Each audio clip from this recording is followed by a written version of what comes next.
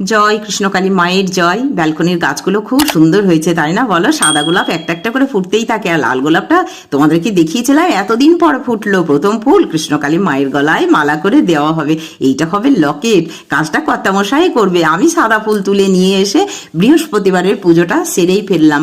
জয়ী নেই, বাড়ি গেছে, গতকাল বাড়ি গেছে। তারপরে মা ভিডিও ছেড়েছেন যে কৃষ্ণকালী মায়ের মন্দির দুদিন বন্ধ থাকবে, মায়ের চোখে আঘাত লেগেছে, শনিবার খুলবে।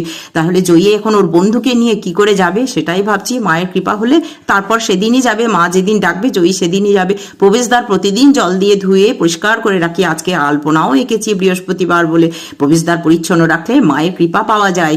আকাশে মেঘটা দেখো বর্ষাকালের মতো, শীতের শেষে যদি বর্ষার অনুভূতি হয় তাহলে কেমন লাগে। সোয়েটার পরে রেনকোট পরে অফিস যেতে হচ্ছে, কিচ্ছু করার নেই। প্রকৃতির কাছে আমরা তো অসহায়, প্রকৃতি যেমন ভাবে চলবে আমাদের সেটাই মেনে নিয়ে আনন্দ করে থাকতে হবে। এরই নাম জীবন। আসছি, ভালো